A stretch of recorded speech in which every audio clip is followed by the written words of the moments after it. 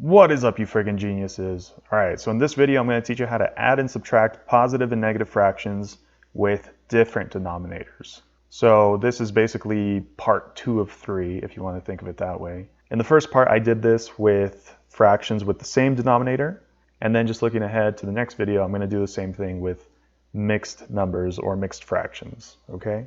So if you need to check those out, I will link them up in the card above, but other than that, let's get into it. So let's say we had 1/2 plus 1/3. Okay, all you're going to do is multiply each fraction by the other denominator.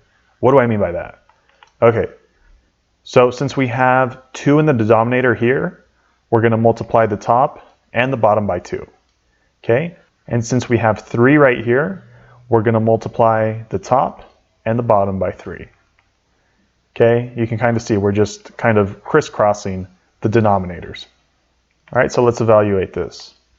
What's 3 times 1? Well, that's just 3. What's 3 times 2? Well, that's 6, right? And then we're adding, right? So plus. Now let's do the other fraction. What's 1 times 2?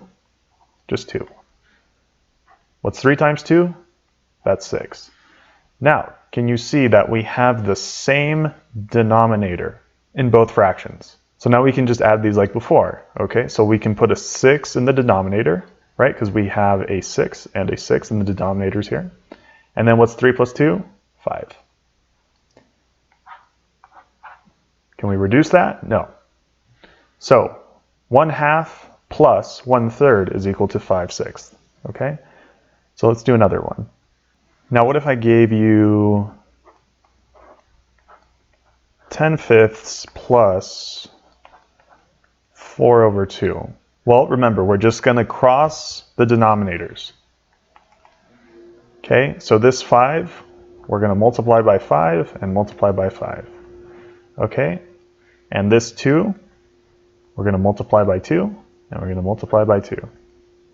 So, what's 2 times 10? 20. Okay, what's 2 times 5? Well, that's 10. Now we're adding, right? So plus, and then what's 4 times 5? Well, that's 20. And what's 2 times 5? Well, that's 10. Okay, again, we have the same denominators now, right? So we can put that over here, and then we're just adding straight across, right? So what's 20 plus 20? 40. Can we reduce that? Sure, because they're both divisible by 10, right? So we can reduce that to 4/1. Can we reduce 4/1? Well, sure, because 4 divided by 1, that's equal to 4, right? Again, we could have gone to this step right here and say 40 divided by 10, that equals 4, right? So we basically skip this step right here. But I'm writing it purposely like this because this is going to be useful in the next example, realizing that you can write 4, okay, as just 4, or you could write it as 4/1. Another thing we could have done for this problem is realize that, okay, what was the original problem? We had 10/5, right, plus 4/2. That was the original problem. Okay, what's 10 divided by 5? Well, that's 2. What's 4 divided by 2? Well, that's 2 also, right? Then we're just adding. So what's 2 plus 2? That's equal to 4. Right, the exact same thing we got over here. So whenever you have a chance to divide a fraction or reduce a fraction, right? So 10/5, that reduces down to 2. 4/2, that reduces down to 2. If you can do that straight off the bat, that'd be great, because then you can avoid having to do the whole cross multiplication, right? And then adding and then reducing at the end. Okay, so if we reduced these from the very beginning, that would have saved us a lot of time. So if you ever find problems like that in your homework or your test, definitely take advantage of that. Okay, so let's do another example. Now, what if we had 4 plus 9/4? Okay, this is kind of weird, right? Because 4, that's not a fraction. So how can we add that? Okay, well, that's simple. Because if you remember the previous problem, and this is part of the reason why I did this on purpose, look at the very end over here. What do you see? Okay, 4, the number 4, we can either write it as 4 Or if we wanted to write it as a fraction, we could put it over 1, right? Because it's the exact same thing. 4 over 1 is the same thing as 4. Okay? So we can take this over here and rewrite it. So we can write it as 4 over 1 plus 9 over 4. Okay? So why can I do this? Well, again, when you divide by 1, right? So we're dividing by 1 here. It doesn't change the value of this number here, right? So 4 divided by 1 is 4, right? Which is the exact same thing as we have over here. So this is going to be a very useful trick down the road when you're doing algebra and other things like that. So let's do this one. Now we have 4 over 1 plus 9 over 4, okay? Now we're going to cross multiply, right? So the 1 over here, we're going to multiply by 1, multiply by 1. And the 4 over here, we're going to multiply by 4 and multiply by 4. Okay, so what's 4 times 4? 16. What's 4 times 1? 4. And then we're going to add, right? So what's 9 times 1? 9. What's 4 times 1? 4, right? Multiplying by 1 does not change this fraction.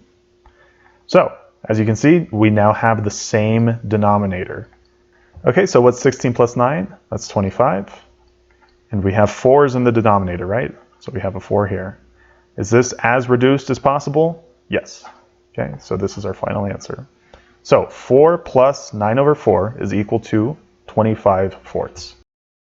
Okay, so now I'm going to start getting into subtracting fractions and negative numbers. Okay, so how do we subtract fractions? Okay, so what if I did 1/2 minus 1/3? Well, since we have different denominators, we need to cross the denominators, okay? So this 2, we have to multiply by 2, multiply by 2.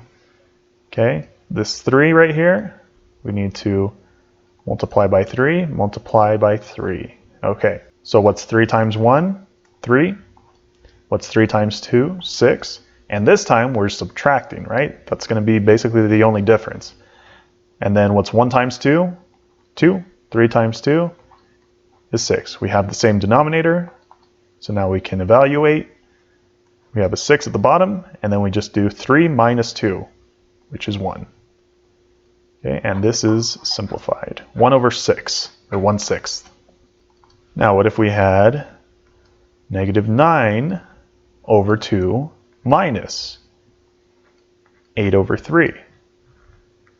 Well, again, you need to cross the denominators, right? So this 2, we're going to multiply by 2, we're going to multiply by 2. Okay? This 3, we're going to multiply by 3, and we're going to multiply by 3. So, what does this come out to? Okay, remember we have to keep our signs, so this negative sign, we carry it over. Okay, 3 times 9 is 27, right? And this is going to be over 3 times 2, which is 6. And then we're subtracting. What's 8 times 2? That's 16. 3 times 2 is 6. Okay, we have the same denominator now. So now we can evaluate. We're going to put this over 6. What's negative 27 minus 16? Okay, this is going to be negative 43. Okay, and some factors of 6 are 2, 3, and 6. But none of those numbers fit into 43 evenly. So this is as reduced as possible. Okay? Alright guys, so one last example. What if I gave you negative 5 minus negative 1/2? Wow.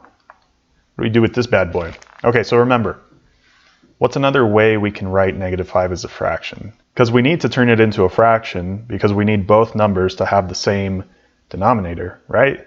But negative 5, that's not even a fraction. So how can we write it as a fraction? Well, remember the whole dividing by 1 shtick, right? So if we have negative 5 divided by 1, so this is equal to negative 5 divided by 1, which is also equal to just negative 5, okay? So just like we go this way when we're solving, we can also go backwards. Okay, so if we need to get negative 5 into a fraction, we can rewrite it as negative 5 over 1. Right? Cool. So now we have a fraction. Now, what do you remember about subtracting a negative? That's the same thing as adding, right? It's just a plus sign. Boom, right there. There's your plus sign. And what are we adding? 1/2. Perfect. All right, so now this looks way better. Okay, so we have -5 over 1 plus 1/2. All right, so now what do we do from here? Again, we just cross multiply. So this 1, we cross it over here and we multiply. And this 2, we move it to the left and we multiply, right? So let's reduce this. What's 2 times -5? That's -10, right? 2 times 1 is 2. And then in this case, now we're adding, right, since we simplified. So 1 times 1 is 1, 2 times 1 is 2. That doesn't change. Multiplying by 1 doesn't change your answer. Okay, now you can see we have the same denominator. So now we can put a 2 at the bottom, right? And now what's -10 plus 1? Well, that's -9. Okay, can we simplify this? No. So this is our final answer, -9 over 2. Or -9/2. Just 2 different ways of saying it. All right, guys, so I hope that was helpful. If you still have questions, definitely leave them in the comment section below, and I'll try and clarify those for you and help you out. In the next video, I'm going to cover adding and subtracting mixed fractions, both positive and negative, okay? Because here, I only did proper and improper fractions. So in the next one, I'm going to cover mixed numbers, because there's an extra step and it makes it a little more complicated, but it's not too bad. And then right after that, I'm going to get into showing you how to multiply and divide fractions, which in my opinion, it's much easier than all of this. Okay, so if you have to check that out, definitely check it out, and I will see you in the next one.